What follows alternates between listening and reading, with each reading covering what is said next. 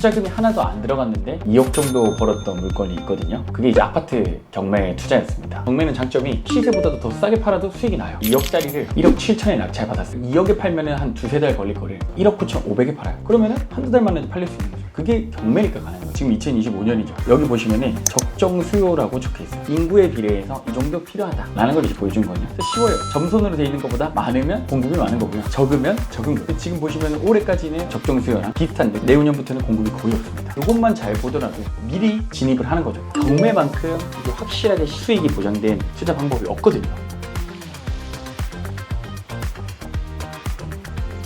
대표님, 간단하게 자기소개 한번 부탁드릴게요. 안녕하십니까. 저는 부비게이터라는 필명으로 활동하고 있고요. 뜻은 부동산 내비게이터입니다. 많은 사람들한테 부동산의 길잡이가 되어주고자 이런 닉네임을 활용하고 있고요. 부동산 투자를 필두로 해서 아파트, 경매, 건물 투자까지 하고 있는 9년차 투자자입니다. 현재 자산 규모는 법인 자산 포함하면 한 60억 정도 되는 것 같고요. 제가 직접 낙찰 받은 거는 30건 정도가 좀 넘고 매도한 것도 그 정도 가까이 됩니다. 대표님은 어쩌다가 부동산 투자를 하게 되셨어요? 저는 우연히 이제 경매라는 걸 알게 됐는데 생각보다 금액이 적게 들어가더라고요. 대출이 그때 당시에도 80에서 85% 정도 나오다 보니까 2, 3천만 원으로도 1억대 아파트를 낙찰받아서 2, 3천만 원 이상 수익을 낼 수 있는 방법이더라고요. 포트폴리오에서 가장 수익률이 좋았던 물건은 어떤 거였어요? 투자금이 하나도 안 들어갔는데 2억 정도 벌었던 물건이 있거든요. 그게 이제 아파트 경매 투자였습니다. 전세 가격이 갑자기 좀 오르면서 투자 금액이 하나도 안 들어갔고 아파트 가격까지 같이 올랐거든요. 그래서 한 2억 정도 차익 실현했던 것들이 2건 정도 있습니다. 네. 어떻게 투자금이 안 들어가고 이렇게 할 수가 있는 거예요? 실제 시세보다 4천만 원 싸게 샀는데 싸게 산 시세보다 전세 가격이 조금 더 오른 거예요. 그러다 보니까 제가 낙찰받은 금액하고 전세 가격이 동일해지거나 또는 좀 더 많아진 거죠. 오히려 플러스로 한 5천만 원 정도 투자금을 더 받고 투자를 했는데 그 아파트 가격이 팔 때 2억 정도 올랐던 거죠. 기간이 얼마나 들었고 얼마를 벌었는지도 알려주실 수 있나요? 거의 2달 만에 제가 다니던 원래 직장인 연봉 4천만 원 정도 됐거든요. 그거를 바로 달성을 했었고 첫 경매에서 한 2천만 원 정도 남았어요. 그 경매에서 남은 돈으로 바로 또 낙찰 받고 바로 또 팔았다 보니까 2달 만에 제 연봉을 뛰어넘었었습니다. 지금 말씀 들어보니까 말도 안 될 정도로 빠른 속도로 자산을 이렇게 형성하고 계신데 그 방법인 경매가 좀 궁금하거든요. 경매가 뭔지 간단하게 설명해 주실 수 있나요? 부동산 경매라는 거는 본질적으로는 시세보다 저렴하게 아파트를 산다. 이게 제일 중요한 핵심 포인트고요. 두 번째는 일반 부동산에 가서 이 아파트를 구매하는 것이 아니라 법원에 가서 경매 물건을 낙찰을 받는 거예요. 두 가지가 이제 경매의 좀 핵심 요소인 것 같습니다. 대표님이 단타 경매 굉장히 잘하시잖아요. 네. 단기 매도용 경매 물건은 어떤 기준으로 찾아야 돼요? 단기 매도용은 다른 것보다 중요한 거는 일단 첫 번째가 지역 분석이 돼야 되고요. 이 지역이 안전한지, 내가 단기로 사고 팔고 하더라도 이 지역 가격이 갑자기 떨어질 수도 있는 확률이 있으면 거기는 투자하지 않거든요. 두 번째는 거래량이에요. 결국에 이걸 내가 팔아야 되잖아요. 단순히 지금 같은 분위기에서는 거래량이 너무 많은 곳들, 지방이라도 1억도 안 되는데 한 달에 거래가 막 7개, 8개, 10개씩 되는 데들도 있거든요. 그런 데들보다는 두 달에 한 건, 두 달에 한 건이라 하더라도 내 물건이 동호수가 너무 나쁘지만 않고 가격만 잘 맞으면 팔린다는 거거든요. 그러니까 사실 경매는 장점이 시세보다도 더 싸게 팔아도 수익이 나요. 예를 들어서 내가 2억짜리를 1억 7천에 낙찰 받았어. 그럼 내가 2억에 팔면은 한 두세 달 걸릴 거를 1억 9천 5백에 팔아요. 그러면은 한두 달 만에 팔릴 수 있는 거죠. 그게 경매니까 가는 거예요. 그보다 훨씬 더 싸게 샀기 때문에 그 가격 조절까지 가능하니까 빨리 팔 수 있는 이유가 그겁니다. 대표님이 방금 단기 매도할 때 몇 가지 기준을 보라고 하셨잖아요. 너무 잘 말씀해 주셨는데 이해가 잘 안 가서 그러는데 네. 혹시 노트북으로 보여주실 수 있을까요? 네, 당연히 가능하죠. 첫 번째로 제가 중요하다고 한 게 지역을 잘 골라야 되는데 그냥 내가 살고 있는 주변 지역을 고르면 안 돼요. 그 주변 지역이 가격이 올라갈 수도 있고 떨어질 수도 있잖아요. 제일 중요한 건 경매로 싸게 사는 것도 중요하지만 이 지역이 가격이 떨어지지 않는 것도 더 중요하거든요. 오늘 전부 다 얘기 드릴 수 없지만 일단은 공급을 먼저 봅니다. 수요보다 공급이 많아지게 되면은 어떻게 되죠? 가격이 떨어질 수 있거든요. 그렇기 때문에 이 공급이 얼마나 많은지 적은지를 먼저 확인해 주셔야 됩니다. 여기 아실이라는 사이트인데요. 여기서 입주 물량이라는 거를 클릭해 주시면 서울 같은 경우는 90년도부터 2029년까지 입주 물량이 다 나와 있어요. 이게 공급이거든요. 지금 2025년이죠. 여기 보시면은 적정 수요라고 적혀 있어요. 이게 이제 서울에 필요한 적정 수요예요. 이거는 인구에 비례해서 이 정도 필요하다라는 걸 이제 보여준 거거든요. 그래서 쉬워요. 점선으로 돼 있는 것보다 많으면 공급이 많은 거고요. 적으면 적은 거예요. 지금 보시면 올해까지는 적정 수요랑 비슷한데 내후년부터는 공급이 거의 없습니다. 지금 사람들이 정권 바뀌고 심리가 확 올라가다 보니까 호가나 실거래가가 지금 갑자기 또 1, 2주 사이에 많이 올랐죠. 이것만 잘 보더라도 미리 진입을 하는 거죠. 대구 같은 경우도 작년부터 가격이 오르고 있는데요. 적정 수요가 11,000 가구 정도 돼요. 올해부터 6년 만에 낮아진 구간이 왔습니다. 그러니까 사실 가격 오르는 거가 보이는 거죠. 이것만 잘 봐도 여러분들 투자에 실패하기 되게 어렵습니다. 이게 제가 보는 첫 번째 기준입니다. 지금 보면은 서울의 대표적으로 재건축 단지죠. 이런 단지들이 지금 많이 몰려있는 건 노원구 상계동 아시죠? 여기 지금 그 상계주공 아파트가 나왔어요. 경매를 나온 건데 15평, 7평 정도 됩니다. 요거는 실제로 투자금 한 3천만 원대로도 낙찰 받을 수가 있어요. 38,700짜리가 3억 1천까지 떨어진 거죠. 한 7천만 원 정도 갭이 이제 생긴 겁니다. 요런 것들을 이제 볼 때는 여기 N 단지 정보를 클릭하게 되시면 네이버 부동산으로 연동이 되거든요. 그럼 2260세대 뭐 이런 것들 다 나오죠. 여기서 거래 방식에서 매매라는 것만 딱 해주시면 가격 순으로 낮춰주시고 요 평수거든요. 시세가 3억 8천 정도 하는데 3억 1천에 나와 있다고. 이 금액에서 3천만 원 정도만 싸게 사도 되게 괜찮은 상황이 될 수 있겠죠. 그럼 여기서 실거래 이걸 보시면 이게 실제 거래된 걸 얘기를 한 거거든요. 한 달에 하나씩은 올해 거래가 됐어요. 이런 것들이 내가 기간을 한 3개월만 잡아도 한 달에 한 개 거래되니까 금액만 내가 맞춰주기만 하면은 매도되는 거는 크게 어렵지가 않다. 서울 분위기를 봤을 때 들고 가도 괜찮은 물건이죠. 그래서 방금 지역 분석이랑 거래랑 어떻게 보는지 간단하게 알려드렸는데요. 사실 여기 또 더 중요한 거는 시세 조사하는 거랑 권리 분석하는 거거든요. 시세 조사는 말 그대로 이 아파트 시세가 얼마인지를 보는 거고, 권리 분석 같은 경우는 이 아파트를 낙찰받았을 때 안전한지 안전하지 않은지를 체크하는 작업입니다. 그걸 한번 좀 알려드릴게요. 방금 봤던 경매 물건으로 봤을 때 이 시세 조사는 아까 이제 봤던 N 단지 정보 요거를 클릭해주면은 아까 우리 봤던 거, 그럼 지금 보시면은 3억 8천 제일 낮게 나와 있죠. 3억 8천이 시세다 라고 판단하기는 지금 당장 어렵지만은 호가로 봤을 때는 그렇다. 호가는 뭐냐면 집주인이 팔고 싶은 금액. 그럼 이게 진짜인지 아닌지 판단하기 위해서는 아까 봤던 실거래가를 보는 거죠. 봤더니 저층이 3층이죠. 층수가 낮을수록 가격이 더 낮아요. 층수가 올라갈수록 가격은 올라가고요. 3억 7천이 3층, 4억 200이 12층. 이게 그러면은 실거래보다는 낮게 책정돼 있으니까 얘가 시세일 가능성이 높은 거죠. 실거래는 4억 200이 12층, 비슷한 층수가 거래됐는데 지금 3억 8천까지 내려온 거예요. 그러면 이게 지금은 현재 시세일 확률이 되게 높겠죠. 대략 한 3억 4천 정도 낙찰받으면 괜찮게 받았다 라고 보시면 될 것 같습니다. 그래서 이렇게 이제 시세 판단을 하는 거고요. 그 다음에 아까 얘기드린 권리 분석이란 것은 제가 사용하고 있는 경매 사이트가 하나 있어요. 네이버에서 탱크 옥션이라고 치면 됩니다.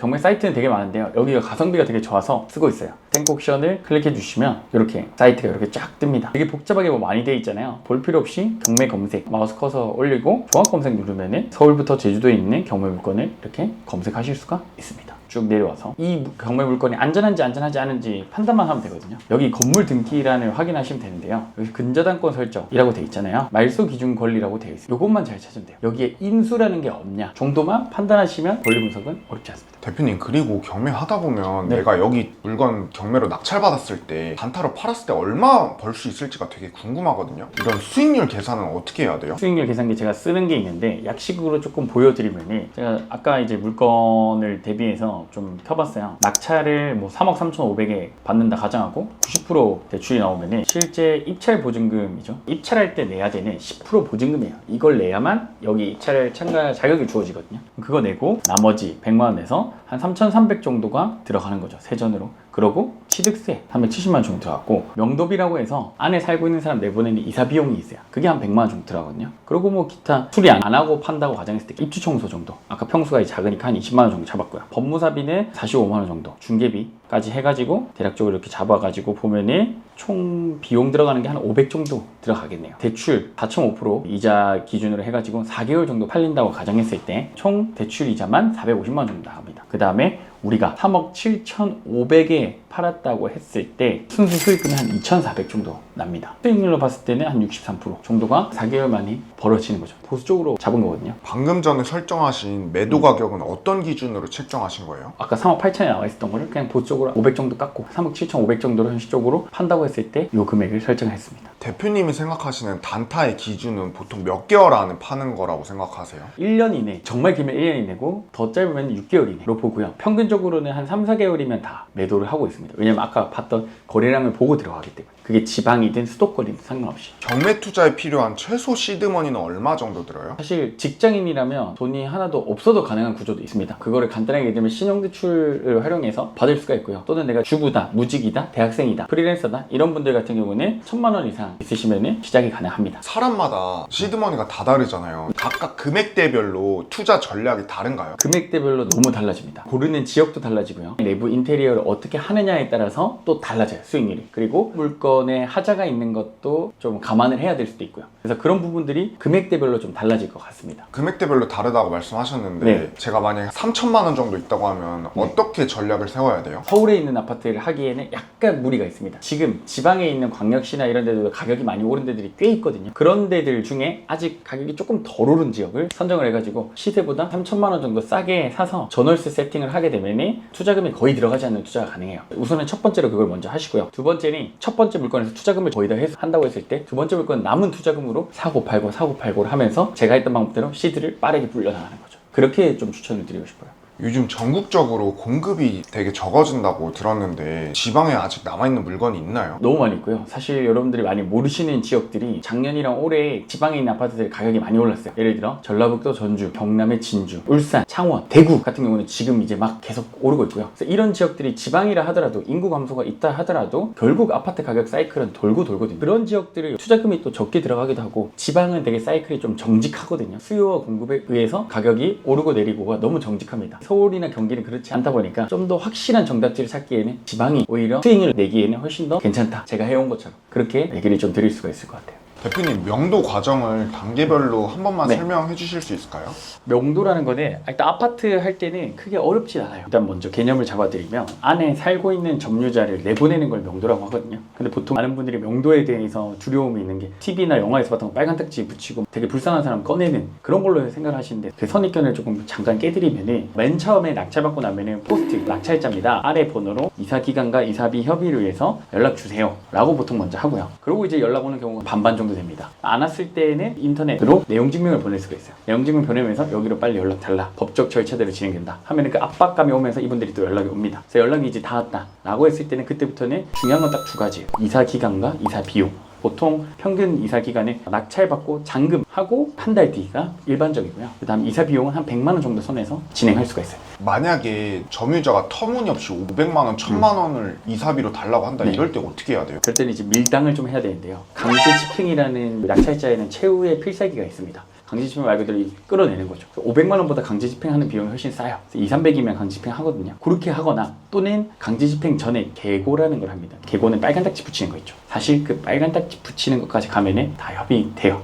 그렇게 이제 밀당을 하는 거예요. 적절한 심리적 압박을 주면서 이분들하고 협의를 또 이제 부드럽게 하기 위해서 요거를 이제 섞어서 한다라고 보시면 됩니다. 대표님은 30건 이상의 낙찰을 받은 경험을 갖고 계신데 그 핵심 노하우 3가지만 좀 알려주실 수 있나요? 다 비슷하긴 한데 첫 번째는 지역을 정말 선정을 잘해야 됩니다. 그게 맨 처음 기초거든요. 지역 분석을 잘해서 이 지역이 가격이 낮아질 확률보다는 올라갈 확률이 얼마나 높은가를 먼저 따져야 됩니다. 두 번째는 부동산 경매를 활용하셔야 돼요. 사실 저 같은 경우는 맨 처음 투자했던 건 분양권 투자입니다. 물론 그걸로도 돈을 많이 벌기도 했지만 갭투자도 하고 했지만 경매만큼 이게 확실하게 수익이 보장된 투자 방법이 없거든요. 그렇기 때문에 이거는 가격이 좀 떨어지더라도 충분히 내가 안정적으로 마음 졸이지 않고 투자할 수가 있어요. 그래서 투자할 때 그게 좀 중요했던 거고요. 마지막 세 번째는 플랜 B, C가 있어야 돼요. 내가 계획한 대로 안 됐을 시 그래도 내가 수익 날 수 있는 방법이 뭔지를 이 경매로 투자하기 전에 이미 그 계획이 서 있어야 됩니다. 그래서 우왕좌왕할 필요 없이 내가 플랜 A가 안 되면 B, C 이렇게 가는 경우를 만들어 놓고 투자를 하게 되면 내가 뭐 손해를 보고 판다든지 이런 경우들은 거의 없어지겠죠. 그래서 그 세 가지를 좀 여러분들이 지켜주셨으면 좋겠습니다.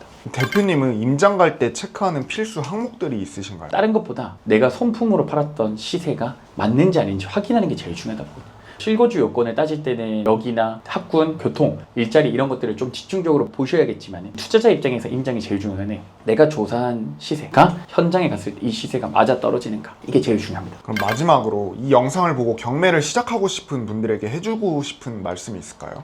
시장 기회는 매번 오지 않습니다. 지금 이제 2025년 하반기로 접어들면서 이때 기회가 지금 엄청 몰려오고 있거든요. 이 기회의 파도에 여러분들이 올라타서 내가 2년, 3년 안에 지금 내가 생각하지 못했던 자산과 수익을 얻어 가시는 그런 한 해로 마무리했으면 좋겠습니다.